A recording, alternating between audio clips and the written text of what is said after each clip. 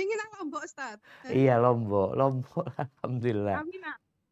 Oh, kawinan ya Zuat iku Iya, bareng. ada Zuwatan Bahanan itu sama bin Uthman Iya, itu. heeh, coba iku. Ustaz, Siap. iki lho amanat teko KL apa ono maksud kepingin ke Malaysia, ada rencana apa? Enggak juga, Kak. Kita orang kok di Nggak ono ya? Indonesia aja Oh, jadwalnya sudah cukup ya. sibuk ya Ustaz ya. Mm-mm. Insyaallah, heeh. Insyaallah Ya khair. Ustaz, silakan kalau mau dimulai Ustaz. Ini Siap. apa itu ada Bismillah. pesanan dari jemaah itu masalah mertua ambek mantu Ustaz. Allahu Akbar. Mudah-mudahan Siap. lancar kabeh sehat. Bismillah.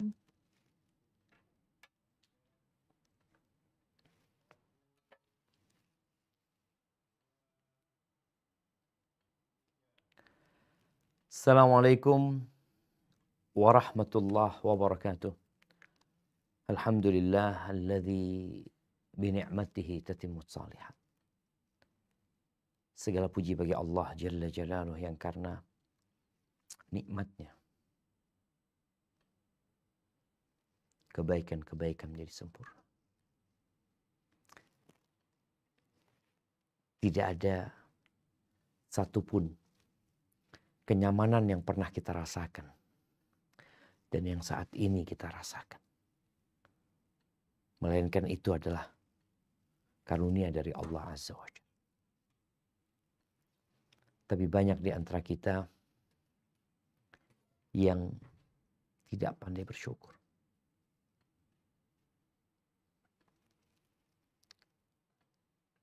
Karena disebabkan kita lupa dengan nikmat-nikmat yang Allah beri.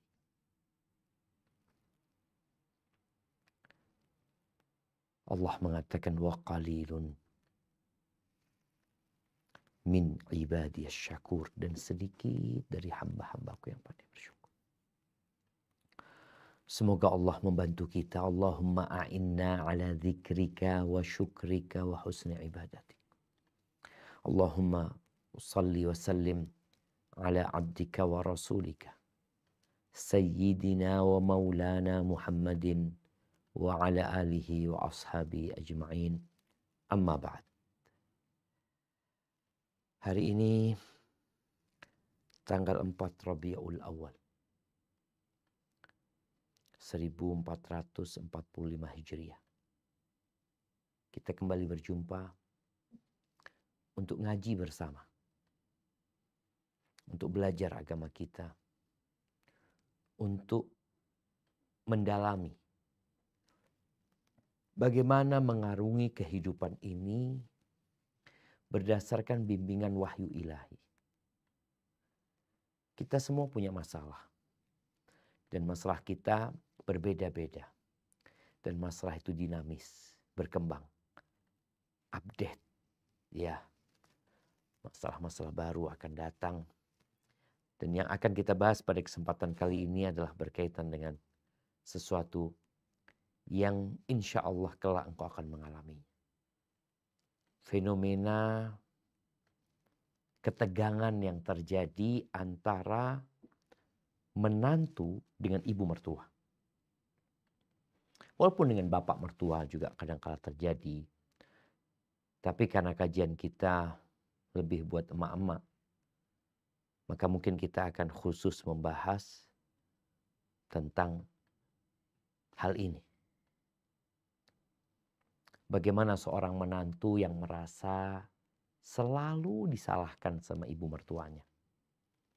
Dan bagaimana ibu mertua yang selalu melihat menantunya salah.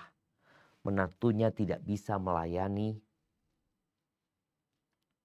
suaminya dengan baik. Ahibati fillah. Pernikahan sejatinya itu tidak hanya menyatukan antara sepasang suami dan istri. Antara seorang laki-laki dengan wanita. Tetapi pernikahan itu juga mempertemukan dua keluarga. Yang dahulunya tidak ada ikatan apa-apa. Tahu-tahu dua keluarga itu berjumpa. Dan kalau bicara bagaimana menjaga keharmonisan, maka semuanya dimulai dengan tidak salah memilih pasangan hidup. Kenapa kita perlu tahu dengan keluarga, calon istri, atau calon suami? Karena tadi pernikahan ini akan membuatmu berinteraksi dengan mereka. Bukan hanya dengan suami. Walaupun yang lebih banyak tentunya dengan pasangan hidupmu. Tidak dengan keluarganya. Tapi terkadang kita melihat ada di beberapa daerah yang budayanya menantu kumpul sama mertua. Menantu kumpul sama ipar. Bahkan mertua marah kalau anak dan menantunya kontrak rumah, sewa rumah, atau pindah rumah. Kita melihat di masyarakat kita yang memiliki budaya berbeda-beda. Tapi intinya, kita ingin memahamkan setiap muslim tentang bagaimana sikap yang benar terhadap mertua. Engkau yang sekarang jadi menantu, suatu saat engkau akan jadi mertua insya Allah kalau engkau punya anak. Engkau juga akan merasakan apa yang dirasakan oleh mertuamu sekarang. Bagaimana dia merasa kehadiranmu itu mengganggu. Nah, ya anak yang dibesarkan oleh dia, tahu-tahu sekarang harus berbagi perhatian dengan engkau. Anak yang selama ini senantiasa mendahulukan, mengutamakan ibundanya, dengan kehadiranmu, mau tidak mau perhatiannya harus dibagi. Cintanya harus dibagi. Waktunya harus dibagi. Sampai subhanallah ada yang mengatakan kehadiran menantu itu membuat mertua harus berbagi, disebutkan al-hubbu wal jaib, berbagi cinta dan kantong. Urusan fulus. Itu dirasakan. Maka bagi seorang menantu dan bagi kita setiap muslim, yang pertama engkau harus tahu apa sih hak orang tua. Hak ibu khususnya. Ini ibu suamimu. Yang dia memiliki kedudukan yang agung. Di sisi suami sebagai anaknya. Di sisi keluarga sebagai ibu yang merawat dan mengatur urusan rumah. Dan di sisi Allah Azza wa Jalla, Allah memang benar-benar berwasiat kepada anak-anak agar memberikan perhatian khusus kepada ibu. Bahkan ibu itu punya hak bakti dari anaknya. Dari 1, dia punya hak 3/4. Yang 1/4-nya buat bapak. Apa kata Allah Azza wa Jal di surat Luqman ayat 14. Nah, silakan dibaca.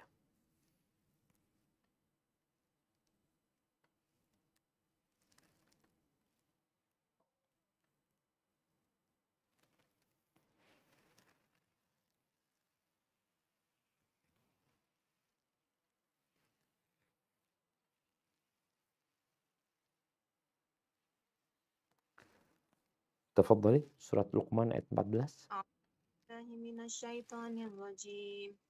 Wa wasainal insana biwalidayhi hamalathu ummuhu wahnan ala wahnin wa fisaluhu fi amaini anishkurli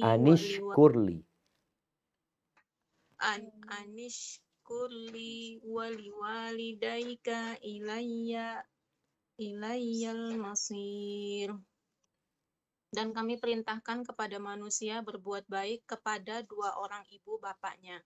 Ibunya telah mengandungnya dalam keadaan lemah yang bertambah-tambah dan menyapihnya dalam 2 tahun. Bersyukurlah kepadaku dan kepada 2 orang ibu bapakmu. Hanya kepadakulah kembalimu. Kita lihat ya subhanallah ya. Allah menyamakan wasiatnya. Perintahnya kepada anak agar berbuat baik kepada kedua orang tuanya. Wasainal insan biwalidayhi.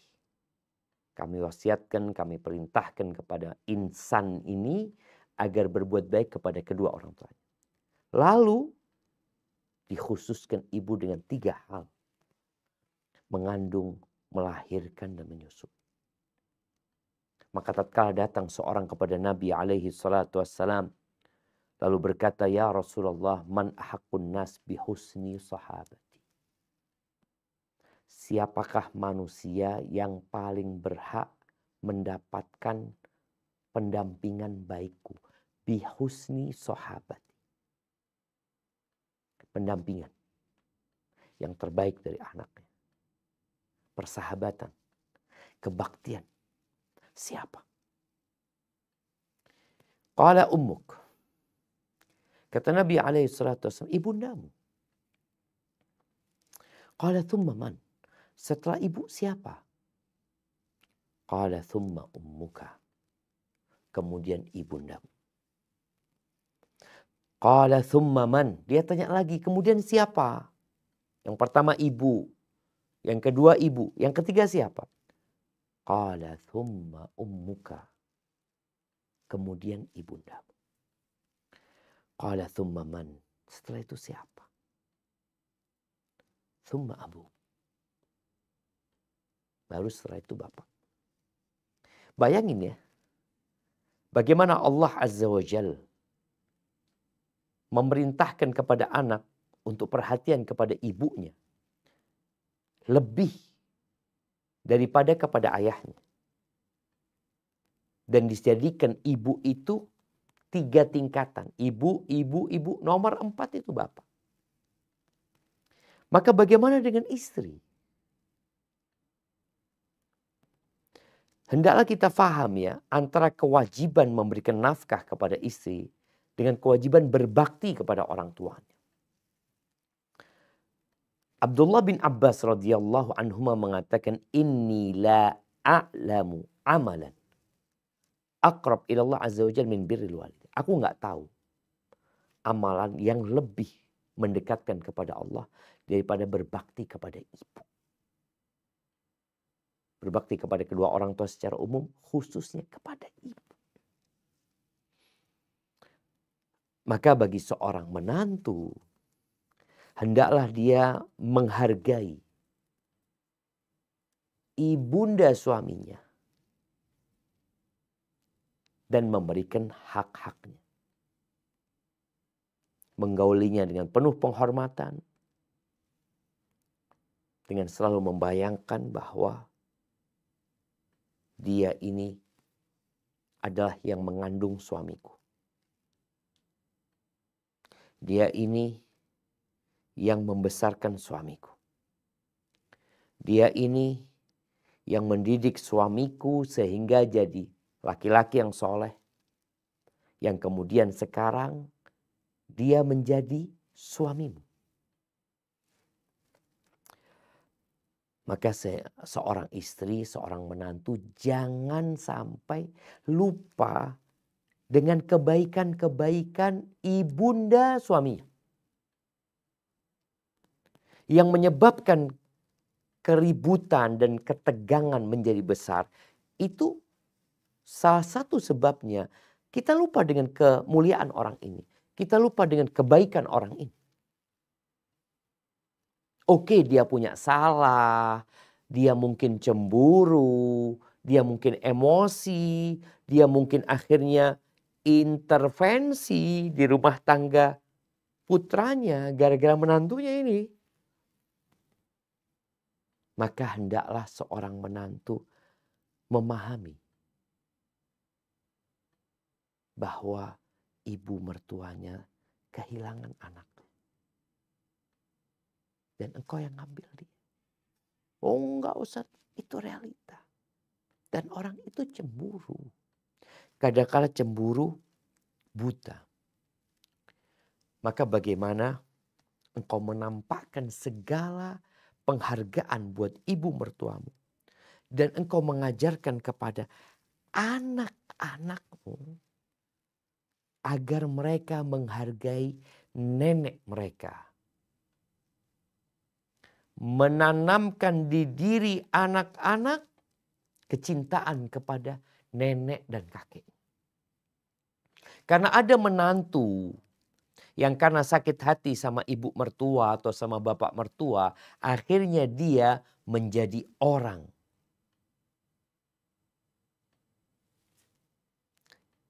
yang jahat.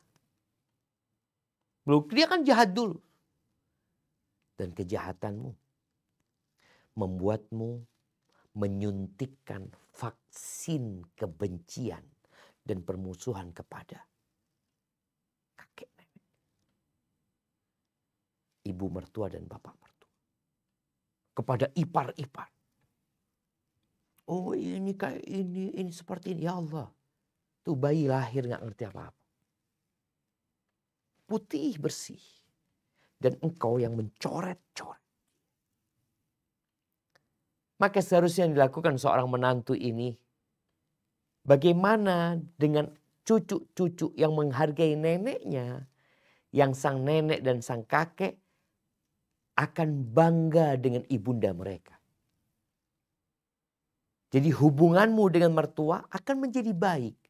Ketika cucu-cucu menghargai. Kadangkala menantu mengatakan kepada anak-anaknya, nak, bapak sama kakek sama nenek itu pilih kasih. Nah, kakek sama nenek itu kayak gini, kayak gitu. Ahibati fillah. Cinta itu membuat yang susah jadi mudah. Yang jauh jadi dekat. Dan bagaimana seharusnya engkau menumbuhkan cinta di dirimu. Dengan melihat kepada kebaikan dan menutupin keburukan. Melihat kepada kelebihan dan melupakan kekurangan. Di antara hak seorang muslim. Jangan bicara ibu mertua ini. Ini hak saudara sesama muslim. Yang mungkin dia gak punya kebaikan sedikit pun kepadamu. Nabi SAW mengatakan, la yu'minu ahadukum hatta yuhibba li akhihi ma yuhibbu li nafsi. Tidak beriman seorang di antara kalian sampai dia mencintai orang lain seperti dia mencintai diri sendiri. Engkau sekarang yang jadi menantu, kelak engkau jadi mertua. Maka bagaimana menggaulin orang seperti engkau nanti gimana? Keinginanmu itu apa? Engkau juga ingin dihormati, ingin dihargai, ya hargailah mertua. Engkau bayangin kalau engkau dapat menantu seperti dirimu nanti. Yang mungkin ada sebagian menantu memang kurang baik gitu loh. Maka ada sebuah kaidah di mana Allah Azza wa Jalla dalam kehidupan ini, dalam sunnatullah, akan memberikan balasan sesuai dengan amalan. Memberikan balasan sesuai dengan amalan. Kama tadinu tudan. Sebagaimana engkau berbuat, maka seperti itu akan diperbuat kepadamu. Kalau engkau menanamkan kebencian kepada anak-anakmu. Ya, mungkin enggak usah, anak enggak pernah menanamkan kebencian. Menceritakan keburukan orang lain, itu sejatinya menanamkan kebencian. Dan engkau anak enggak ada niat seperti itu. Iya. Tapi hasil dari yang kau lakukan, tumbuhnya kebencian. Ahibati fillah, dan yang terpenting dalam bermuamalah dengan ibu mertua, dengan bapak mertua, dengan ipar-ipar nantinya adalah menjaga lisan. Kenapa? Salah ngomong sedikit berantakan. Allah Azza wa Jalla berfirman di surat Al-Baqarah ayat 83. Apa kata Allah Azza wa Jalla? Coba dibaca. وَإِذْ أَخَذْنَا مِيثَاقَ بَنِي إِسْرَائِيلَ لَا تَعْبُدُونَ إِلَّا اللَّهَ وَبِالْوَالِدَيْنِ إِحْسَانًا وَذِي الْقُرْبَى وَالْيَتَامَى وَالْمَسَاكِينِ وَقُولُوا لِلنَّاسِ حُسْنًا وَأَقِيمُوا الصَّلَاةَ وَآتُوا الزَّكَاةَ وأقيموا الصلاة وآتوا الزكاة ثم توليتم إلا قليلا منكم وأنتم معرضون. Dan ingatlah ketika kami mengambil janji dari Bani Israel, janganlah kamu menyembah selain Allah, dan berbuat baiklah kepada kedua orang tua, kerabat, anak-anak yatim, dan orang-orang miskin. Dan bertutur katalah yang baik kepada manusia, laksanakan sholat dan tunaikanlah zakat. Tetapi kemudian kamu berpaling mengingkari, kecuali sebagian kecil dari kamu, dan kamu masih menjadi pembangkang. Allahu Akbar. Kita lihat ya bagaimana Allah mengambil sebuah perjanjian terhadap Bani Israel agar mereka yang pertama mentauhidkan Allah Azza wa Jalla. Tidak beribadah kecuali kepada Allah. Yang kedua, berbuat baik kepada orang tua. Yang ketiga, kepada kerabat. Kemudian baru anak-anak yatim dan orang-orang miskin. Lalu Allah mengatakan, wa qulu linnasi husna.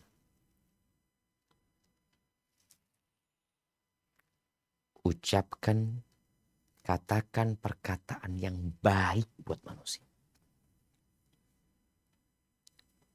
Ini kepada keumuman manusia. Bagaimana kepada mertua? Bagaimana kepada ipar? Yang terkadang gara-gara salah ngomong dan ada yang mindah omongan, engkau cerita di mana, engkau ghibahin mertua, tahu-tahu ada yang menyampaikan omongan itu kepada mertuamu, berantakan hidup. Yang paling banyak memasukkan orang ke neraka itu lisan. Maka Allah mengambil perjanjian dengan Bani Israel. Wa qulu linnasi husna. Maka bagaimana engkau bercerita kepada anak-anakmu? Cerita yang baik tentang mertuamu. Cerita yang baik tentang peran mereka mendidik ayah. Kalau bicara keburukan, semua orang punya keburukan.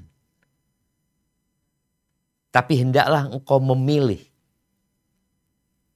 kosakata yang baik, cerita yang baik, sebagaimana engkau memilih kurma-kurma yang baik, makanan-makanan yang baik. Engkau nggak mau. Manusia secara tabiatnya ketika di hadapan ada banyak makanan, kemudian ada yang banyak lalatnya, ada yang busuk. Nggak mungkin dia ambil yang busuk kemudian dia masukkan ke mulutnya. Enggak. Nggak mungkin dia ambil yang busuk kemudian dia suapi anaknya. Nggak mungkin. Begitu pula dengan omongan. Engkau perlu memilih. Di surat Al-Isra, Allah Azza wa Jalla berfirman di ayat 53 berkaitan dengan tadi. Apa kata Allah?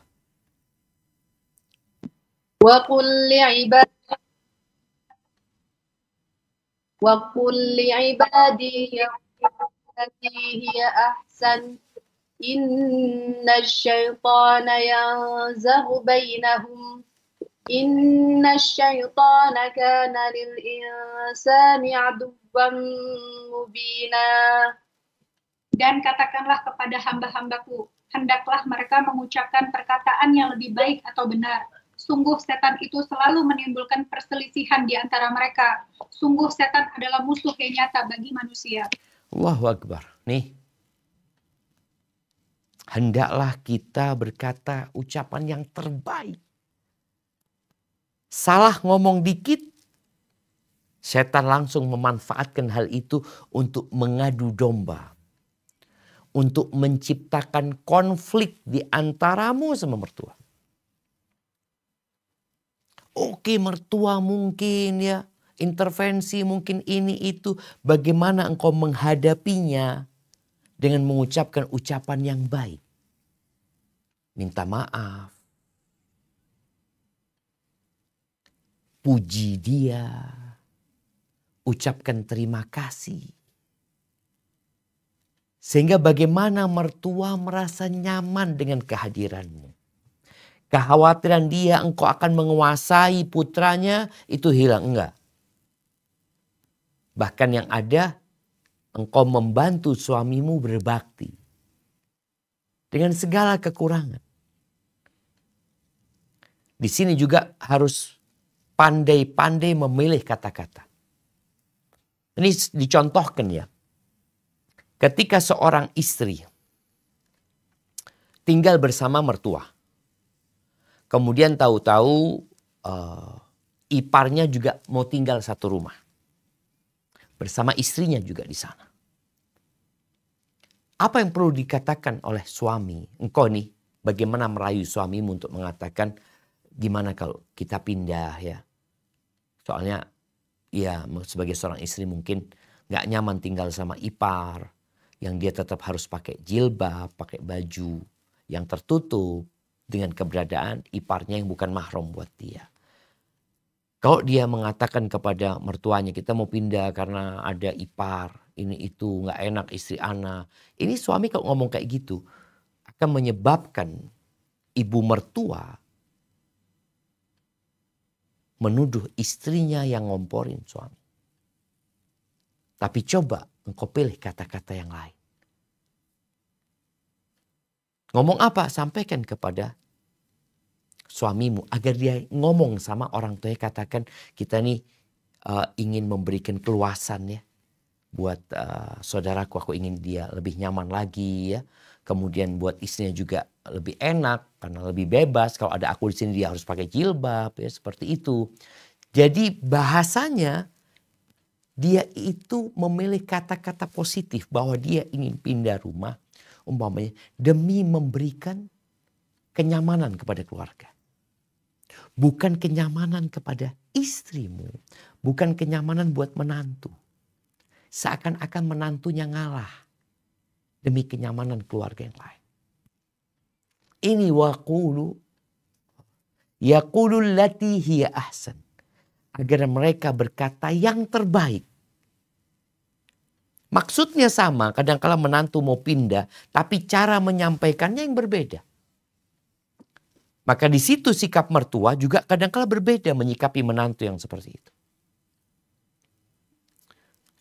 Ada mertua yang mengatakan kepada menantunya karena merasa sang menantu kurang melayani putranya. Ini dan itu, sang mertua ngancam menantunya, nanti aku kawinkan suami, mau aku carikan istri baru yang lebih baik dari engkau. Ada banyak kata-kata seperti itu. Karena sakit hati dia. Maka bagaimana engkau sebagai seorang menantu dapat memohon kepada suami agar suami yang berkata bukan engkau. Dan bagaimana suami juga tidak mengatakan ini permintaan istriku, enggak. Tapi dia menyampaikan demi kenyamanan bersama.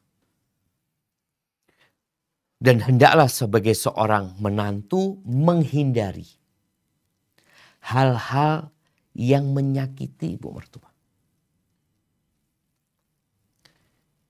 Baik itu dengan ucapan atau dengan perbuatan. Maka penting bagi seorang menantu untuk mengetahui apa sih yang disenangin oleh ibu mertua dan apa yang tidak disukai. Kemudian juga menghindari debat bersama ibu mertua. Hendaklah dia berusaha untuk ngalah. Khususnya masalah-masalah yang berkaitan dengan urusan dunia. Rasulullah SAW mengatakan, Ana za'imun bi baitin fi rabadil jannah liman tarakal mira wa in kana muhiqqan. Aku menjaminkan sebuah rumah di pelataran surga bagi seorang yang meninggalkan perdebatan walaupun dia benar. Jadi engkau sama mertua ini bukan urusan kalah dan menang. Tapi urusannya bagaimana hubungan menjadi harmonis.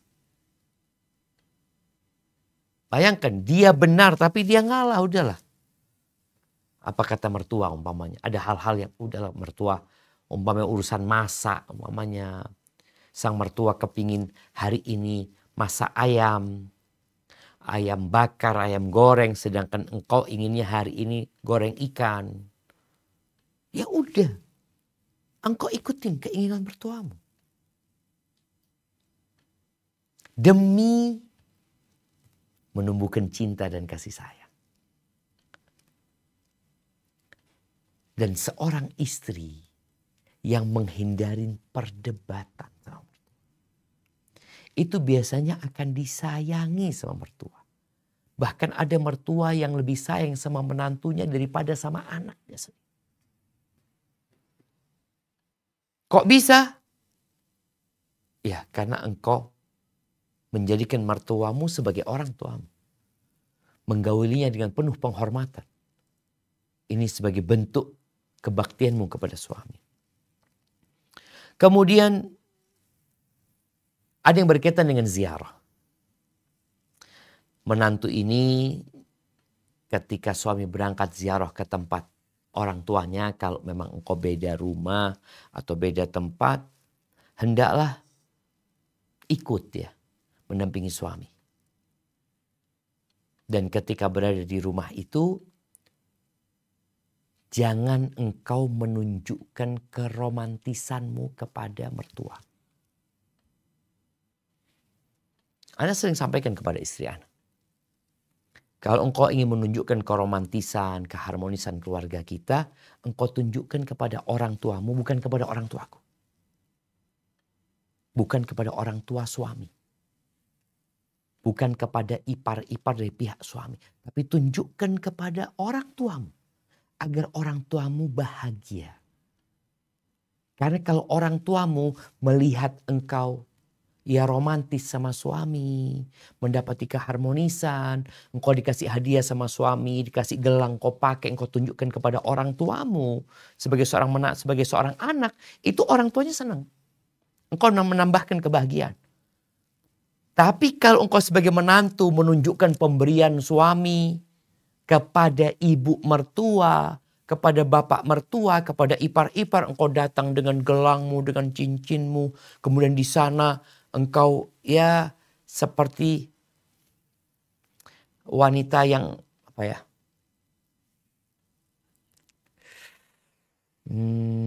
yang menunjukkan genit ya, genit sama suamimu di depan mertua, maka engkau sedang memancing di air keruh. Engkau akan membuat keributan. Maka tatkala engkau di rumah mertua, biasa-biasa aja. Artinya kepada suami. Engkau hormatin suamimu tapi tidak menunjukkan bahwasanya suami itu sayang sama engkau ya. Enggak. Tapi bagaimana suamimu bisa ambil waktu sama orang tua dan engkau di rumah itu ya. Mungkin membantu bersih-bersih di rumah mertua ya.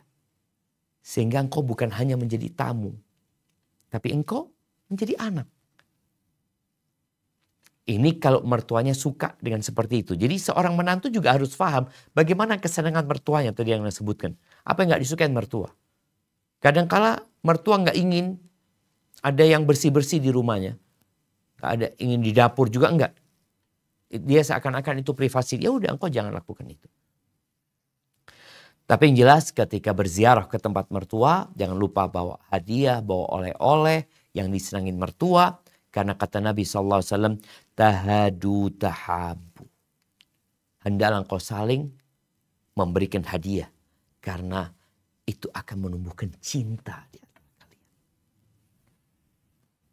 Suruh suamimu memberikan hadiah yang terindah buat. Kalau mungkin enggak, suamiku tidak berkecukupan, ya yang penting dia sudah memberikan nafkah wajibnya, sisanya buat mertua.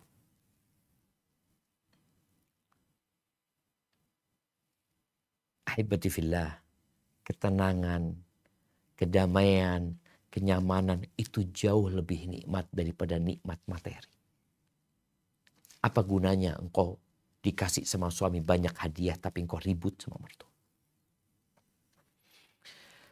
Kemudian bagaimana seorang menantu berusaha untuk dekat sama mertuanya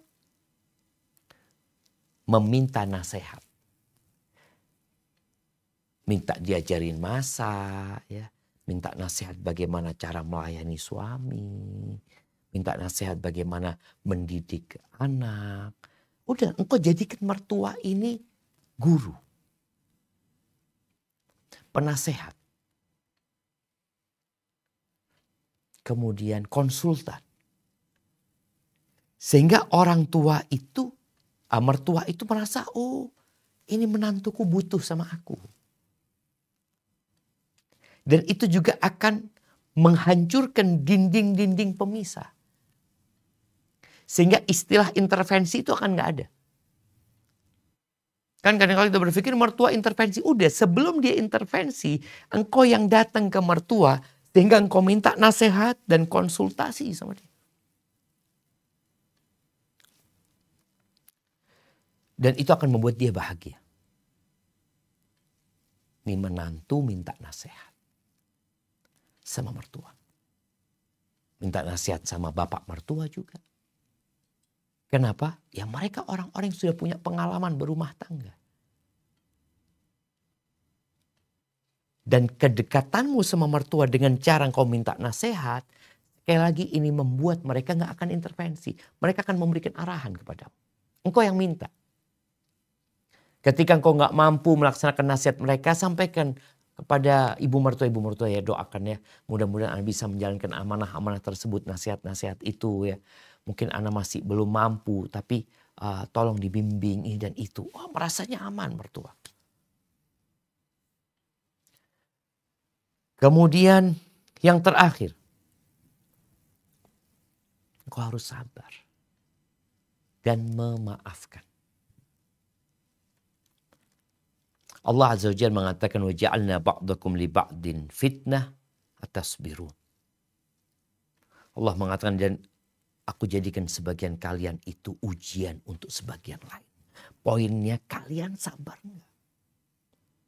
Karena ada mertua yang keras. Mertua yang temperamental. Mertua yang ganyang. Ganyang anaknya, ganyang menantunya. Ya, anak berjumpa dengan mertua seperti itu. Apa yang harus engkau lakukan? Sabar. Ini cobaan. Dan alhamdulillah cobaanmu hanya seperti itu. Ada yang cobaannya lebih besar. Na'udzubillah, mertuanya narkoba umpamanya. Mertuanya keluar masuk penjara. Baik yang laki kadang-kadang yang perempuan, ada yang mertuanya na'udzubillah pelacur. Sehingga engkau akan bersyukur dan bersabar menghadapi mertua. Bersyukur karena melihat adanya orang-orang yang lebih parah hidupnya daripada engkau. Yang memiliki mertua yang zalim sama menantunya. Dan kau alhamdulillah kezaliman mertuamu masih ringan dibandingkan dengan fulan, dengan keluarga fulan. Maka ini membuatmu bersyukur. Maka Rasul SAW mengatakan, "Unzuru ila man huwa asfala minkum. Wala tanzuru ila man huwa fawqakum." Lihatlah kepada yang di bawah kalian. Jangan melihat kepada yang di atas kalian. Kenapa? Fahuwa ajdaru an la tazdaru ni'matallah alaikum. Karena yang seperti itu akan menolong kalian untuk tidak meremehkan nikmat-nikmat yang Allah berikan. Kau dapat bersyukur, bukan hanya bersabar, engkau bersyukur. Adapun ketika bersabar, boleh jadi engkau punya dosa. Yang mertuamu seperti itu, engkau dapat mertua seperti itu sebagai penghapus dosamu dan pengangkat derajatmu. Hidup ini bukan untuk bersenang-senang. Kita hanya akan berpindah dari satu ruang ujian ke ruang ujian selanjutnya. Bagaimana Allah Azza wa Jalla berulang kali dalam Al-Quran memerintahkan untuk bersabar. Ya ayyuhalladzina amanu sabiru wa sabiru. Dan sabar ini kedudukannya dalam agama itu seperti kepala dalam jasad manusia. Maka orang yang nggak sabar nggak ada agamanya dia. Seperti kepala kalau dipotong, apa gunanya tubuh? Apa gunanya? Mati sudah. Maka Ali bin Abi Thalib menyebutkan manzilatus sabri minal iman atau minad din kamanzilatir ra'si minal jasad. Itu kedudukan sabar. Sabar bukan hanya menghadapi musibah. Sabar melaksanakan perintah. Perintah Allah untuk berbakti kepada suami ya. Dan termasuk kebaktian kepada suami. Dia membantu suami berbakti sama orang tuanya. Bagaimana dia menjaga hubungan baik sama mertuanya. Ini masuk dalam kebaktian kepada suami yang memerlukan kesabaran.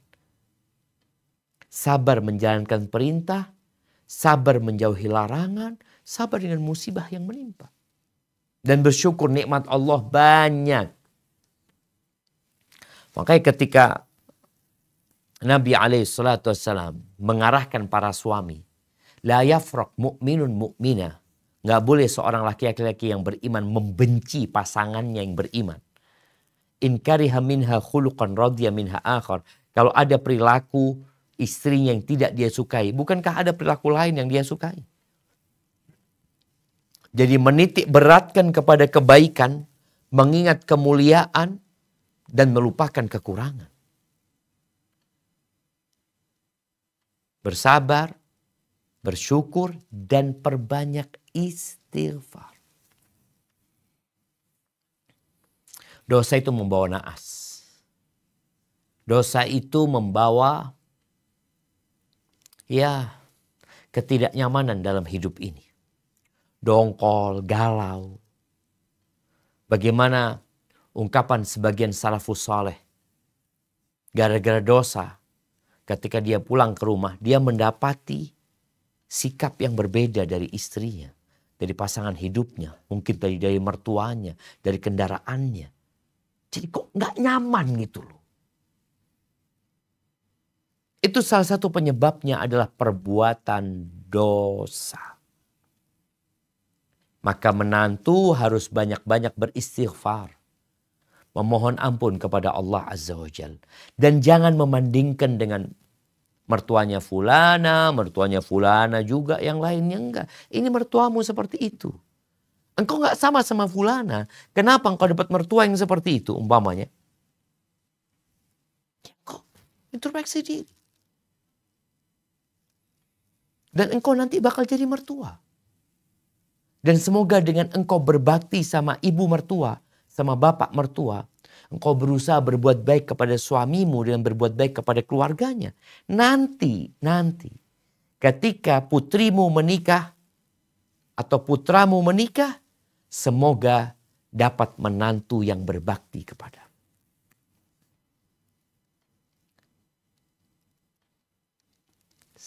Semua amal kebajikan yang kita lakukan, itu tidak ada yang luput dari catatan. Ma yalfidhu min qawlin illa ladaihi raqibun atid.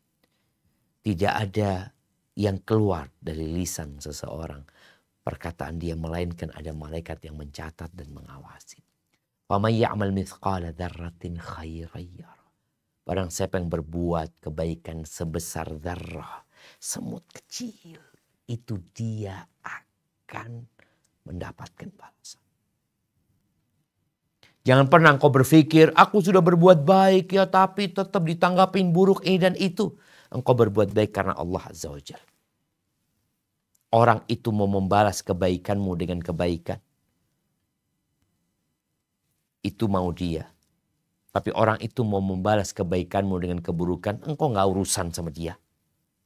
Kenapa? Karena engkau berbuat karena Allah Azza wa Jalla dan engkau akan mendapatkan balasan. Engkau disakiti, difitnah, dituduh macam-macam. Tapi bagaimana engkau berusaha untuk tetap berbuat baik kepada mereka. Idfa' billati hiya ahsan, balaslah keburukan dengan kebaikan. Itu sikap menantu yang baik.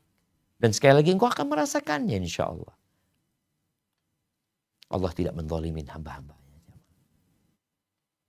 Sebagaimana engkau berbuat, maka seperti itu akan diperbuat kepadamu. Wal jaza'u min jinsil amal. Dan balasan itu sesuai dengan amal. Barakallahu fiik. Itu mungkin yang dapat ana sampaikan pada kesempatan kali ini. Semoga menjadi nasihat, mau'izah, pelajaran yang membuat kita dapat lebih baik lagi bermuamalah kepada mertua kita. Adapun bagi para mertua, hendaklah engkau juga sadar bahwa putramu sudah menikah. Dia punya kewajiban kepada istrinya. Dan ketahuilah bahwa menantumu tidak makan rizki anakmu. Menantumu juga tidak makan rizkimu. Menantumu dia punya rizki sendiri. Dan yang ngasih rizki adalah Allah Azza wa Jalla. Ya, menantumu juga engkau lihat dia meninggalkan orang tuanya. Dia pindah ke rumah untuk melayani putramu. Hargain dia juga. Sehingga tatkala mertua tahu diri dan menantu menghargai, insya Allah rumah tangga akan harmonis dan mawaddah dan rahmah akan tumbuh bersemi. Hadza wallahu a'lam bishawab. Baik, ana kembalikan ke moderator untuk memandu jalannya tanya jawab. Barakallahu fikum.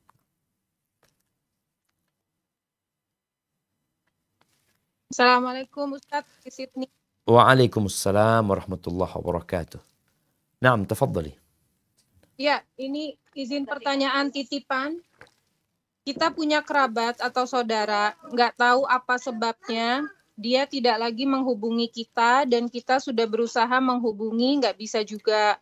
WA nggak dibuka, jadi gimana kita seharusnya dan gimana doanya supaya hubungan kita pulih kembali seperti dulu lagi. Jazakallah, Ustaz. Barakallahu fiik. Nah, kalau bicara kondisi kerabat yang tahu-tahu berubah sikapnya. Yang menurut kita nggak ada apa-apa gitu. Dihubungin nggak bisa. Jadi kita melihat ada perubahan. Apa yang harus kita lakukan? Yang pertama kita berbaik sangka. Boleh jadi dia sedang sibuk. Dia punya urusan. Sehingga dia tidak bisa dihubungi. Kitalah yang berusaha untuk menghubungi.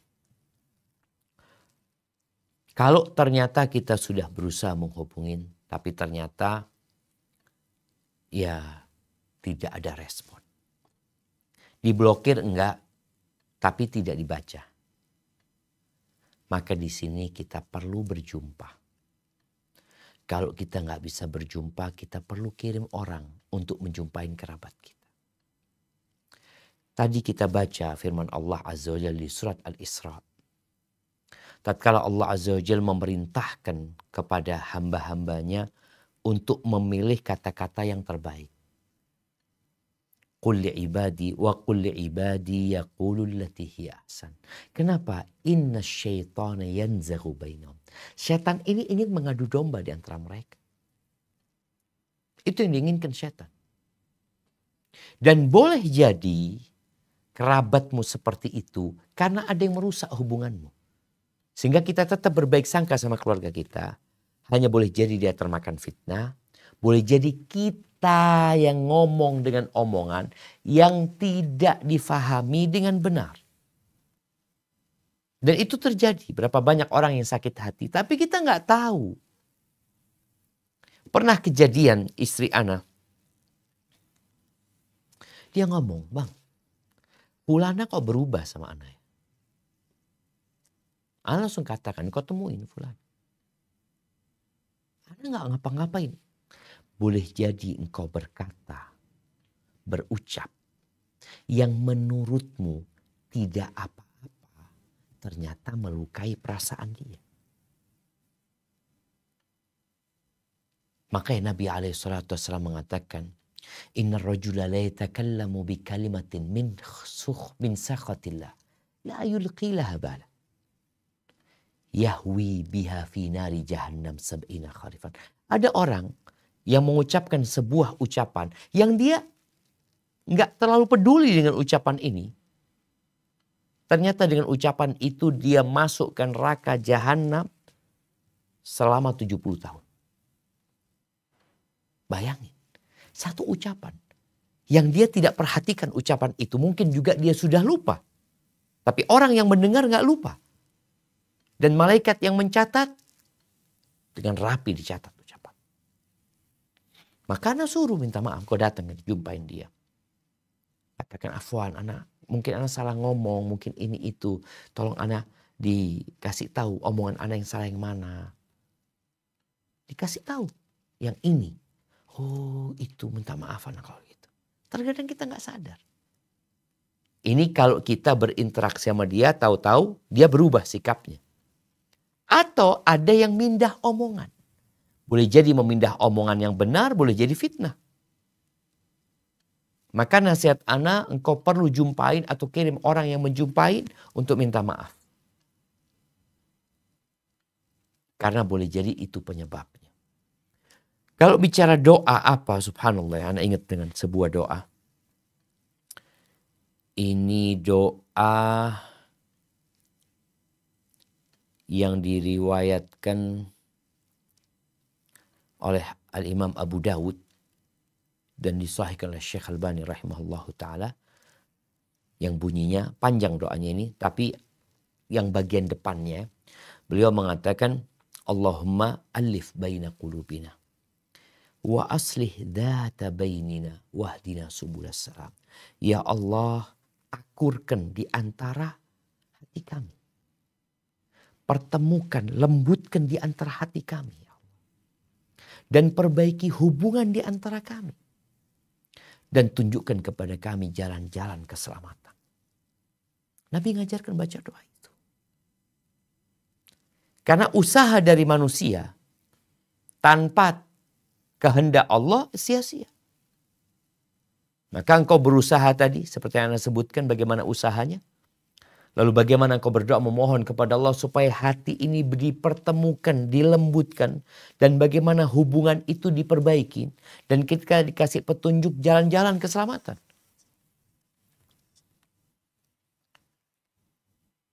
Dan yakin. Yakin apa? Allah mengabulkan doa kita. Jadi berbaik sangkalah kepada keluargamu. Dan buruk sangka kepada dirimu sehingga engkau memperbaiki diri untuk naik ke tingkat-tingkat yang lebih baik dalam bermuamalah. Dan Nabi SAW mengatakan, alladhi yukhalitun nas wa yasbir ala adahum khairun minalladhi la yukhalitun nas wa la yasbir ala adahum. Orang yang berbaur dengan manusia. Tadi mungkin menantu berbaur sama mertua, berbaur sama keluarganya. Orang yang berbaur dengan manusia dan dia sabar disakiti sama mereka. Itu lebih baik daripada yang gak berbaur sama manusia. Dan dia gak sabar disakitin sama mereka. Maka hendaklah kau menjadi orang yang penyabar. Tapi menjadi orang yang ya berhati lapang untuk bergaul sama manusia. Dan siap untuk dikritik, untuk ditegur, untuk diribain, untuk apa aja engkau sabar. Karena sejatinya kita sedang menuju kepada Allah Azza wa Jal. Dan jalan menuju kepada Allah penuh dengan onak dan duri. Dan engkau perlu bersabar. Hadza wallahu a'lam bissawab. Nah. Barakallahu fiik Ustadz, ini dari Brisbane. Tafadhali. Ya. Ini ada pertanyaan titipan Ustadz. Assalamualaikum, barakallahu fiik Ustadz. Mertua saya sudah tidak ada keduanya. Di mata mertua saya termasuk istri yang baik, termasuk yang dibilang istri yang baik. Tetapi justru kenapa di mata suami saya selalu dianggap salah dan selalu melawan beliau. Melawan dalam arti saya menjawab atau berpendapat dalam beberapa hal dan ini membuat suami saya marah atau tidak suka. Bagaimana menyikapi hal tersebut Ustadz? Jazakumullah khairan. Barakallahu fiik. Masya Allah. Ya, berarti engkau pandai mengambil hati mertua tapi nggak pandai mengambil hati suami.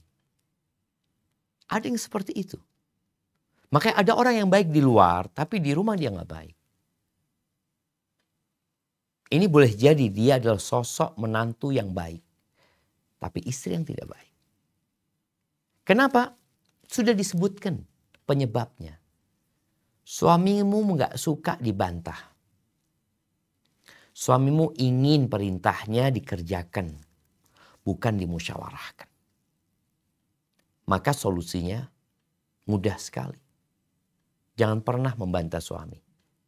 Kecuali dalam urusan yang memang bertentangan dengan Allah Azza wa Jalla, dengan aturan Allah. Tapi kalau sekedar urusan-urusan dunia yang masih bisa ditoleransi, bagaimana engkau selalu mengatakan na'am?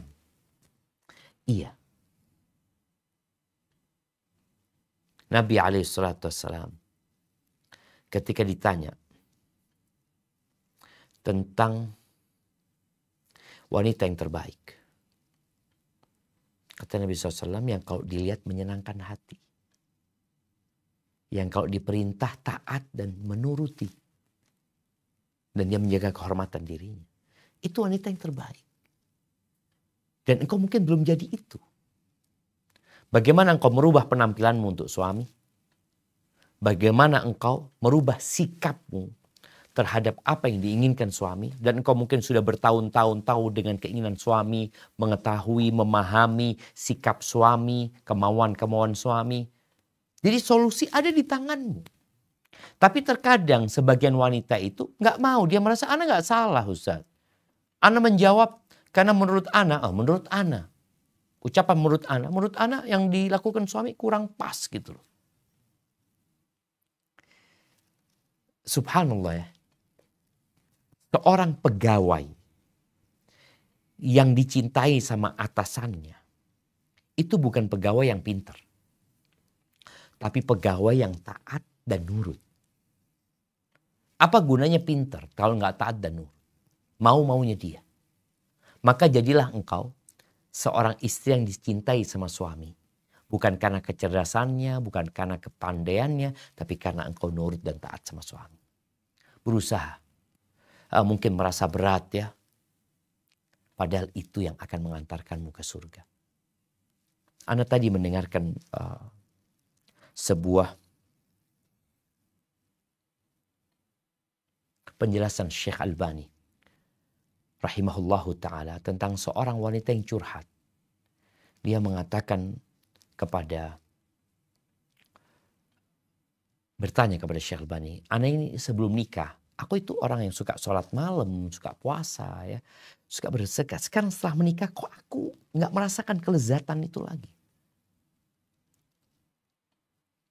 Maka disebutkan bahwasanya seorang wanita tidak akan merasakan kelezatan, keimanan sampai dia menunaikan hak suaminya. Maka ini mungkin yang menyebabkan sebagian wanita kehilangan kelezatan beribadah ya gara-gara dia tidak menunaikan hak suaminya. Nabi SAW ketika ditanya wanita yang terbaik siapa? Maka Nabi menyebutkan SAW yang kalau dipandang menyenangkan, kalau disuruh taat, patuh sama suaminya, menghargai suaminya. Di sini sebagian wanita sholat 5 waktu, puasa sunnah, tapi dia kehilangan kenikmatan beribadah gara-gara ternyata dia tidak menunaikan hak suaminya. Bagaimana Nabi SAW mengatakan, la tasumul mar'atu wa zawjuha hadir illa biidznih. Atau kama qala Nabi SAW. Tidak boleh seorang wanita, seorang istri berpuasa dalam kondisi suaminya hadir, ada, kecuali dengan izin suami. Bayangin ya. Urusan puasa di mana seorang wanita ingin mendekatkan diri kepada Allah Azza wa Jalla, itu dengan izin suami. Maka hendaklah wanita yang bertanya ini, dia melihat mana yang skala prioritas suamimu. Sampai puasa engkau harus izin sama suami. Apalagi dengan hal-hal urusan dunia, usahakan kau tidak membantah dan katakan sami'na wa ata'na. Dan selalu menghargai suami, engkau akan dicintai sama suami. Jadi jangan sampai tadi engkau menjadi menantu yang baik, engkau baik di luar, tapi di mata suami enggak. Hadza wallahu a'lam bissawab. Na'am. Assalamualaikum Ustaz, pertanyaan dari Perth. Tafadhali barakallahu. Bagaimana apabila ada suami yang menganggap karena lebih berpahala mengurus ibunya yang sakit dan sudah tua, tapi malah menjadi menelantarkan anak dan istrinya, Ustaz? Barakallahu fiik. Barakallahu fiik. Inilah jamaah pentingnya belajar ya. Ketika seorang belajar ilmu, dia tahu mana yang lebih wajib dan mana yang juga kewajiban dia. Sehingga dia melaksanakan yang lebih wajib dan tidak melantarkan kewajiban dia. Kewajiban berbakti sama orang tua, tadi kita udah baca ayatnya, kita udah dengar hadisnya. Tapi seorang suami, dia juga punya kewajiban kepada istrinya. Maka di sini seorang istri ada dua hal yang perlu dia lakukan. Yang pertama, dia dukung suaminya untuk merawat orang tuanya. Jangan engkau jadi penghalang kebaktian suamimu kepada orang tua.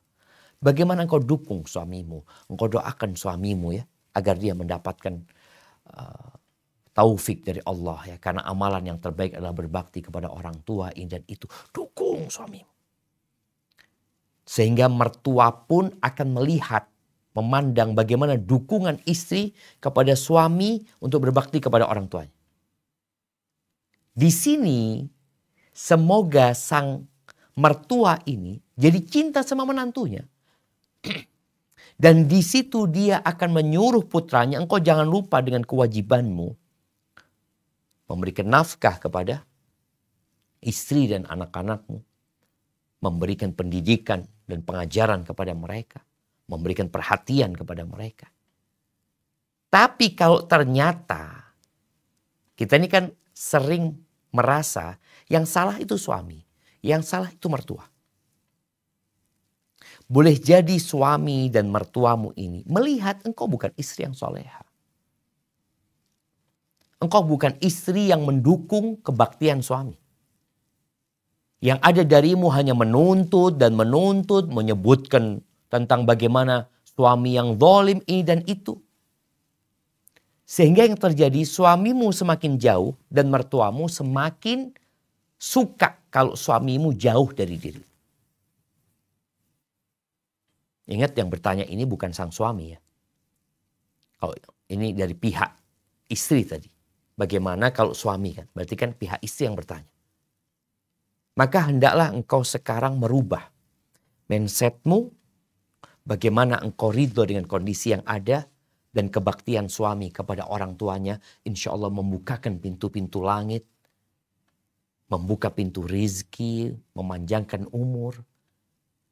Dan mungkin seorang istri yang menerima kondisi tersebut ya. Sehingga dia berusaha untuk tetap mendidik anak-anaknya dengan baik ya. Mungkin dia pula menanamkan kecintaan kepada anak-anaknya. Mengatakan kepada anaknya, nak, seperti itu seharusnya menjadi seorang anak. Engkau lihat tuh bapakmu, bagaimana dia berbakti kepada ibunya. Sehingga dia pun nanti akan mendapatkan kebaktian dari anaknya.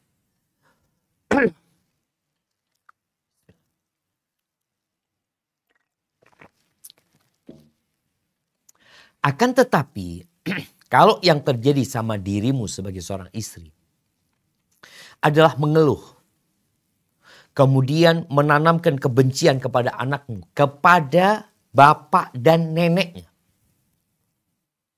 Itu bapakmu gak tanggung jawab, nah.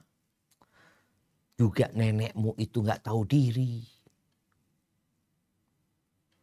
Bagaimana kelak anakmu akan bersikap kepadamu? Ketika engkau tumbuhkan kebencian di dirinya. Boleh jadi engkau akan dapat menantu yang tidak peduli sama mertua. Dapat menantu yang mempengaruhi anakmu untuk tidak berbakti kepada diri. Dan banyak kita lihat. Ada menantu-menantu bagaimana dia mempengaruhi suaminya untuk tidak berbakti kepada ibunya. Ada. Dan anak pernah memberikan nasihat kepada seorang suami.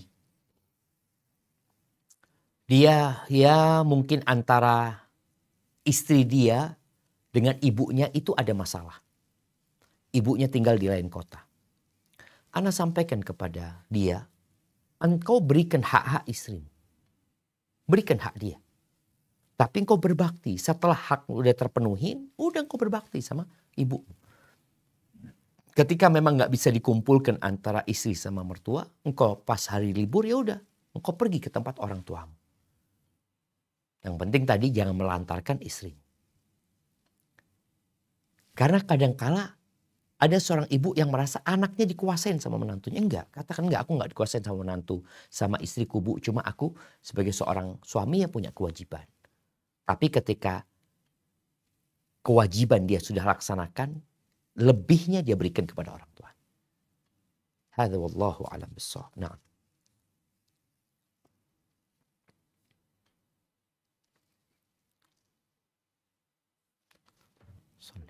Assalamualaikum warahmatullahi wabarakatuh, Ustaz. Waalaikumsalam warahmatullahi wabarakatuh. Ustaz, ini ada titipan pertanyaan. Ini ada seorang istri yang dia tidak terlalu akrab dengan bapak mertuanya. Jadi bapak mertuanya ini kadang suka ikut campur dan kadang suka beda pendapat dengan istrinya. Dan istrinya ini pertama sih awalnya oke aja gitu, biasa aja, masih nurut, masih menghormati, masih respect gitu sama bapak mertuanya. Tapi suatu saat kalau istrinya dia mengajukan pendapat lain atau maksudnya berkomunikasi dengan baik, kadang suka nggak sejalan gitu dengan bapak mertua. Jadi akhirnya ada perselisihan.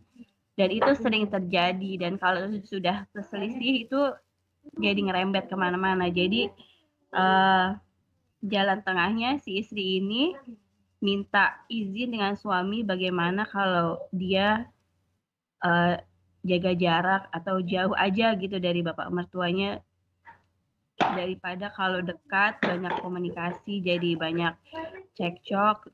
Jadi lebih baik jauh tapi indah gitu maksudnya, Ustaz. Dan yang kedua maksudnya status ini istrinya tinggal satu rumah sama mertua kalau gitu? Oh enggak, beda. Oh, beda. Tapi maksudnya kalau berkunjung gitu ya seminggu sekali atau 2 minggu sekali. Jadi supaya maksudnya jaga jarak supaya indah gitu, Ustaz. Jadi nggak terlalu banyak cekcok. Itu hukumnya gimana, Ustaz? Tapi ini semua dengan atas izin suami, istrinya boleh izin sama suami, saya mau jauh gitu sama bapak gitu. Itu hukumnya gimana, Ustaz? Jazakallah khair. Nah, Masya Allah jemaah. Iya, kadangkala keseringan ketemu membuat percekcokan. Wallahu a'lam bishawab ya. Yang pertama nasihat ana buat sang istri, sang menantu ini, usahakan kalau engkau berbeda pendapat sama mertua, ini engkau kan gak satu rumah. Mungkin ketika berkunjung ke sana, ngomong ini, ngomong itu, ya iyakan aja. Tadi kita sebutkan hadisnya, bagaimana Nabi SAW mengatakan, Ana za'imun bi baitin fi rabadil jannah, liman tarakal mira'a wa in kana muhiqqan. Aku menjaminkan sebuah rumah di pelataran surga bagi yang meninggalkan perdebatan walaupun dia benar. Ketika orang tua, mertua berpendapat ini itu macam, katakan insya Allah, ayah aku pertimbangkan. Ketika dia memberikan masukan ya. Mungkin bahasanya kan tadi ikut mengatur, intervensi dan itu. Engkau sampaikan. Insya Allah ya kita pertimbangkan. Makasih banyak atas masukannya ya ini dan itu. Jadi ada hal-hal yang kita membuat mertua kita itu jadi senang dihargai. Jadi terkadang nih mertua ngomong macam-macam seperti itu. Nanti dia lupa. Kita kan kadang-kadang enggak, Anda harus jelaskan ini. Enggak, udah engkau katakan kepada mereka, kepada mertua ini tadi yang intervensi. Makasih banyak atas masukannya. Insya Allah kita pertimbangkan, Anda pertimbangkan, Anda akan musyawarah sama suami dan semoga Allah berikan yang terbaik ya. Bahasa-bahasa seperti itu membuat mereka nyaman, tenang. Masukan dari dia dipertimbangkan. Kalau kita rapat, kadang-kala kita rapat bersama para ustadz ya. Ada bahasa yang mengatakan ya usulan ditampung. Usulan ditampung. Dikerjakan atau tidak apa kata nanti. Tapi usulan ditampung. Nah, engkau jadilah penampung. bukan memuntahkan usulan tersebut. Kebanyakan kita nggak kuat dengan usulan itu karena pendapat kita usulan ini nggak baik, nggak benar, ini itu. Kemudian kita memuntahkan, dan kau tahu yang namanya muntah itu sesuatu yang jelek. Maka jangan dimuntahkan tapi ditampung. Baik. Adapun berkaitan dengan keinginanmu untuk jarang ketemu sama mertua ya, sebenarnya nggak ada masalah ya. Selama tidak memutuskan silaturahim dan tujuanmu juga baik dan dikatakan ya dengan harapan tidak terlalu sering terjadi konflik. Cuma sebenarnya tadi memasukkan dari mertua engkau tampung ya, jangan dimuntahkan dan engkau jadikan pertimbangan. Dan kalau nanti ditanya lagi, engkau sudah tanyakan kepada ahlinya ini dan itu, mungkin kau memilih yang seperti ini, tapi makasih atas masukan dari mertua umpamanya. Tapi intinya kalau yang ditanyakan apakah boleh menjaga jarak sama mertua, nggak masalah menjaga jarak sama mertua, tapi tidak memutuskan hubungan sama mertua. Tetap datang ke sana, tetap berbagi hadiah sama mereka, berbagi kebaikan, dan engkau tetap mendukung suamimu untuk terus berbakti kepada orang tuanya sehingga rumah tanggamu terjaga, hubunganmu jadi manis. Ada ungkapan zur ghibban tazdad hubban, berziarahlah jarang-jarang itu akan menumbuhkan kecintaan daripada sering ketemu tapi ribut nantinya. Bikin mereka rindu, jangan bikin mereka bosan dan jenuh karena sering melihatmu. Hadza wallahu a'lam bissawab. Na'am. Barakallahu fiik, Ustadz dari Canberra. Tafadhali. Na'am.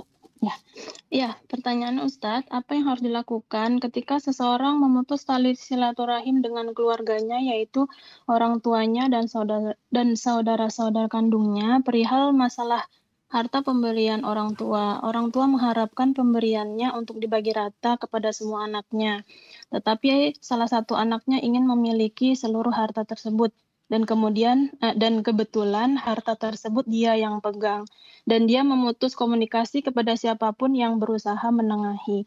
Bagaimana cara mengatasi masalah tersebut? Mohon bimbingannya Ustadz. Jazakallahu khairan. Allahu akbar jamaah. Wa tuhibbunal mala hubban jamma. Allah mengatakan kalian cinta sama harta itu cinta mati. Padahal dia datang ke dunia ini tanpa harta. Dan dia akan keluar dari dunia ini tanpa harta. Tapi ternyata harta itu memiliki daya tarik yang kuat sekali. Sampai tadi disebutkan ya, ada usaha untuk menguasai. Buat apa? Apa sikap keluarga sekarang dengan salah satu saudara yang ingin menguasai harta tersebut? Rasul sallallahu alaihi wasallam berdoa, ya Allahumma inni a'udzubika min malin yakunu alayya adzaban. Aku berlindung dari harta yang jadi adab buat aku. Di dunia diadab dengan ambisi dan ketamakan serta kerasukan, di akhirat diadab dengan hartanya gara-gara dia tidak jelas harta itu milik siapa yang dia ambil. Sikap keluarga, hendaklah mereka yang pertama mendoakan. Kalau sudah diusahakan untuk ngobrol sama saudara ini, untuk ditengahin, tapi ternyata dia malah memutuskan, maka kau banyak doa. Doa kebaikan, semoga dikasih hidayah, dikasih petunjuk. Yang kedua, engkau cari orang dekat sama fulan ini. Insya Allah semua punya sahabat, punya kawan. Atau kalau punya ustadz. Bagaimana dia dapat masukan dari orang lain yang bukan dari daerah konflik. Soalnya kalau dari daerah konflik dia merasa, oh ini nuntut harta dia gitu. Padahal ini milikku. Kemudian perlu dikaji kembali. Kalau tadi dalam pertanyaan harta ini dipegang sama fulan. Maka coba dicari tahu. Kenapa dipegang sama fulan? Kenapa fulan merasa dia paling berhak? Boleh jadi memang milik fulan. Boleh jadi orang tua dulu punya duit anggap 10 juta atau punya badan usaha yang dikelola sama fulan sehingga jadi besar. Fulan punya hak tuh di sana. Berapa hak fulan? Karena dia yang mengembangkan, dia sebagai pegawai, dia sebagai pengusaha umpamanya di sana. Ini ada hak, dihitung haknya dia. Jadi bukan dibagi sama rata. Kalau ternyata memang fulan yang bekerja, yang lainnya nggak bekerja di tempat itu, Ustaz. Jadi yang mengelola ini fulan. Fulan dapat apa? Dilihat sana. Oh, fulan sebagai direktur. Oke, dilihat gajinya dia berapa. Dia mengembangkan usaha ini. Oh, ternyata dalam usaha tersebut fulan tanam modal. Usaha itu kecil, dia punya uang, dia masukkan ya. Maka dilihat berapa persen uang dari fulan dan berapa persen uang dari orang tua. Jadi harapannya memang tolong didudukkan masalahnya. Kemudian setelah itu terjadi perdamaian. Didamaikan. Umpamanya bicara damaikan itu memang haknya fulan enggak. Bukan dibagi rata. Ternyata fulan ini uangnya masuk di sana 50%. Ya udah 50% buat fulan dulu. Milik dia. Sisanya ini yang dibagi. Yang bukan milik fulan. Yang milik orang tuanya. Jadi kita juga perlu berhati-hati. Jangan sampai kita mau membagikan yang bukan milik kita. Kemudian kita menyalahkan fulan mau menguasai. Boleh jadi engkau mau meminta yang bukan milikmu. Atau orang tua mau membagikan yang bukan miliknya. Loh, ini miliknya fulan. Dan anak pernah ada yang bertanya seperti itu. Ini orang tua meninggal dunia. Ini orang tua atau orang tua sudah tua. Usahanya dipegang sama anaknya. Modalnya 100 juta. Kemudian sama fulan dikembangkan. Fulan masukin duit. Fulan beli ini. Fulan ini usaha dia. Jadi ada usaha dari fulan. Sehingga berkembang uang tersebut. Maka fulan dianggap sebagai apa? Boleh jadi dia sebagai pengelola. Yang pengelola dapat bagian. Atau bagian persentase mungkin ini dan itu. Atau dapat gaji. Maka hendaklah semua itu dilihat, didudukkan, ditanyakan kepada yang berilmu. Sehingga ketahuan. Mana yang hak yang hendak dibagi. Dan mana yang hak pilih tuh kakak yang sedang menguasai harta tersebut. Umpamanya. Hadza wallahu a'lam bishawab. Nah.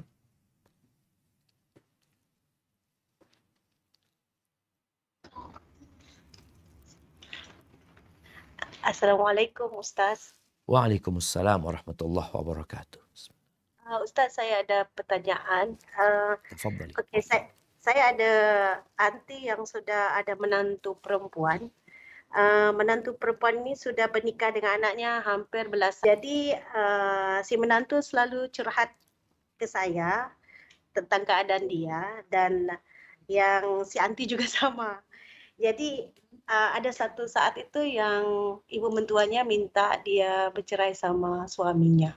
Apakah hukumnya, Ustaz? Nah, Allahu Akbar. Apakah nasihat Ustaz untuk saya sebagai penengah mereka berdua? Masya Allah. Ya, ini menjadi sebuah ancaman ya buat menantu. Ketika menantu kurang bisa menjaga hubungan sama mertua, boleh jadi mertua senjata dia terakhir, dia minta kepada putranya untuk ganti istri. Atau untuk nambah istri. Demi menyakiti hati menantunya. Nah, bicara ancaman ini, maka bagaimana seorang menantu menghadapi ancaman ini? Jangan sampai itu terjadi. Maka sampaikan kepada perempuan tersebut, hendaklah dia mengalah. Tadi udah Anda sampaikan ya, ada masukan-masukan, ada intervensi dari mertua, tampung, katakan makasih ini dan itu. Kadang-kadang kita nggak kuat kita bantah, maka terjadi keributan. Bagaimana dia juga membantu suaminya untuk berbakti sama orang tuanya. Coba dicari tahu apa yang menyebabkan akhirnya mertua ini kok ingin anaknya menceraikan istri. Kalau bicara apakah sang anak harus menceraikan? Nggak harus. Nggak harus dia menceraikan istrinya. Dan boleh jadi dia menceraikan istrinya akan membuat berantakan rumah tangganya, anak-anaknya. Enggak. Tapi bagaimana seorang anak untuk berada di tengah ya. Ini sebagai orang tua, ini sebagai istri. Tapi kan yang bertanya menantu nih, istrinya. Maka bagaimana ibu mengkondisikan istri ini agar tidak ada ancaman itu. Dengan cara mengalah dan bersabar. Dengan senantiasa ya menyuruh suaminya berbuat baik. Dan dia pun terus berusaha mengambil hati mertuanya. Ada yang memang ya Allah jamaah, ada hal yang seharusnya kita diamkan. Allah Azza wa Jalla mengatakan ini sebuah sikap yang diarahkan kepada Nabi agar melakukannya. Nabi disakitin sama kaumnya. Dibully, dicaci, dimaki, diusir. Apa kata Allah? Khudhil afwa. Ambillah maaf. Jadi orang melakukan apa saja yang kau ambil maaf sebagai sikapmu. Ambil maaf. Wa'mur bil urfi. Perintahkan kepada kebaikan. Artinya ada orang yang bisa kita kasih tahu. Kita kasih masukan. Wa'arid anil jahilin. Ada orang-orang bodoh. Udah berpaling langkong. Gak usah diurusin. Jadi jangan sampai akhirnya kita ini membuat keributan. Ini orang gak bisa dikasih tahu. Ya udah engkau yang ngalah. Kau tinggalkan. Nah, kalau bicara bagaimana dengan mertua. Ada mertua yang memang mertua ini. Na'udzubillah. Zalim. Ya bagaimana engkau menghadapi mertua yang zalim, yang jahil. Ya sabar. Gak usah diurusin. Gak usah dimasukkan ke hati. Tadi bagaimana tetap menjaga hubungan. Dan doakan mertuamu. Tadi doa yang Anda sampaikan. Allahumma alif baina qulubina wa aslih dhata bainina wahdina subula salam. Terus minta sama Allah Azza wa Jalla. Karena hati mertua ada di tangan Allah. Allah bolak-balikkan menurut kehendak Allah Subhanahu wa taala. Hadza wallahu a'lam bissawab. Assalamualaikum Ustaz dari Hong Kong Ustaz. Waalaikumsalam warahmatullahi wabarakatuh. Ahlan Ustaz. Naam, tafadhali. Begini Ustaz, bagaimana hukumnya ketika ada anak di luar nikah, itu hamil di luar nikah, itu anak pertama dinasabkan oleh ibunya kepada ibunya. Kemudian anak kedua dan ketiga juga perempuan Ustaz. Nah, jadi ada anak tiga ini perempuan semua. Itu bagaimana? Yang kedua dan yang ketiga ini apakah dinasabkan ke ayahnya atau dinasabkan ke ibunya? Tunggu. Terus bagaimana anak yang kedua, ketiga itu lahir setelah nikah kan? Iya, setelah menikah Ustaz. Kemudian itu ayahnya sudah meninggal Ustaz. Itu apakah yang kedua dan ketiga itu berhak mendapatkan waris dari harta ayahnya atau tidak Ustaz? Jazakallahu khair Ustaz. Masya Allah, barakallahu fiik. Iya. Kalau bicara anak zina, insya Allah semua sudah paham ya, zina perbuatan yang sangat menjijikkan ya. Allah memberikan yang halal tapi orang melakukan yang haram. Allah suruh menikah, dia malah berpacaran dan berzina. Baik, kembali kepada pertanyaan. Anak yang pertama ketika dinasabkan kepada ibunya karena memang dia di luar nikah. Yang kedua, ketiga nasabnya kepada bapaknya. Karena dua anak itu lahir setelah pernikahan yang sah. Sehingga kalau bicara apakah dapat hak waris, dia anak. Posisi dia anak, full dia mendapatkan hak waris sebagai seorang anak. Adapun yang anak pertama, dia dapat warisan dari pihak ibunya saja. Tidak dari bapaknya. Karena dia bukan anaknya bapaknya. Secara syariat tadi. Walaupun kadang-kadang secara biologis ini dan itu ya. Jadi insya Allah kedua anak perempuan tadi yang nomor 2 dan 3 nasabnya kepada bapaknya. Sehingga yang menikahkan adalah wali bapaknya atau pengganti bapaknya. Pamannya kalau nggak ada anak laki-laki umpamanya pamannya yang akan menikahkan dia. Atau kalau ada kakeknya. Adapun yang anak pertama tadi nasabnya kepada ibunya sehingga walinya adalah hakim yang menikahkan dia. Dan berkaitan dengan warisan, dia dapat warisan dari pihak ibunya. Namun yang anak pertama ini boleh dapat wasiat dari bapaknya. Boleh dapat wasiat dari bapaknya. Karena posisi anak ini walaupun bukan anak satu nasab sama bapaknya, tapi dia anak istrinya. Mahram sama bapaknya. Mahram sama suami, ibunya maksudnya. Mahram, sehingga kalau ini solusi ya buat orang mereka yang sudah bertobat ya. Kemudian dia tahu nih anak gak dapat bagian warisan, maka engkau tulis wasiat buat dia. Karena wasiat boleh diberikan kepada bukan ahli waris. Dan wasiat tidak boleh lebih dari 1/3. Barakallahu fiik. Hadza wallahu a'lam bissawab.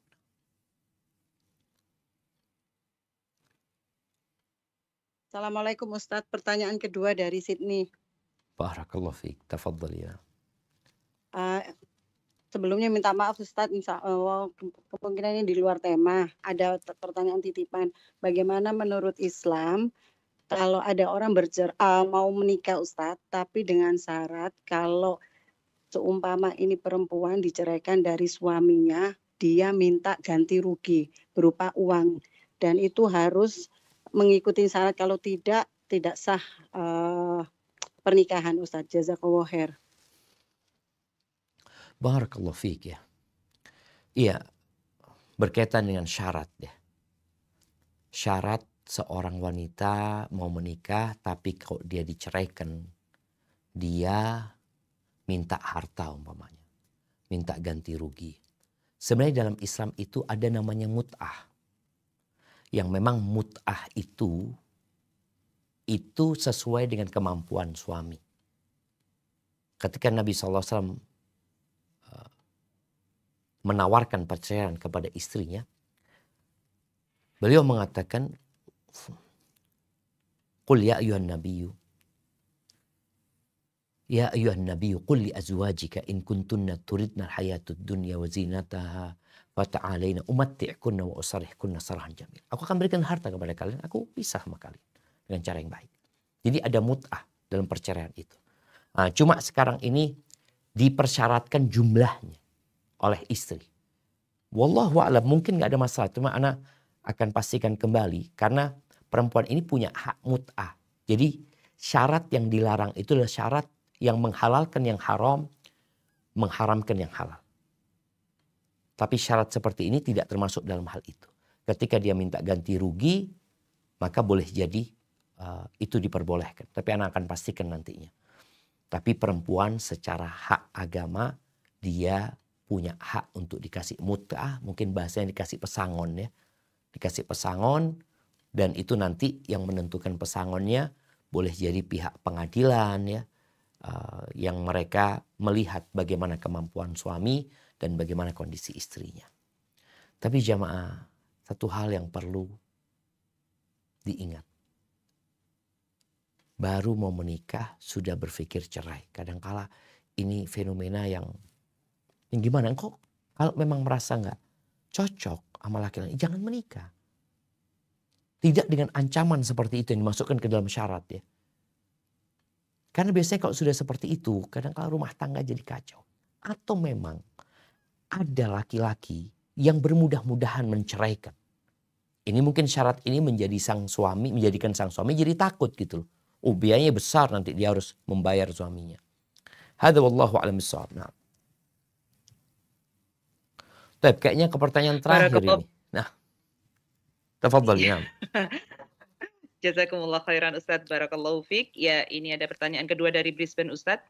Ketika kami diminta saran oleh teman tentang jodoh anaknya, lalu kita menyampaikan jangan sama orang itu, atau orang dari daerah sana itu anak gadisnya itu endel alias genit gitu ya Ustadz ya. Bolehkah menyampaikan hal tersebut Ustadz? Jazakumullah khairan. Masya Allah, barakallahu fiik.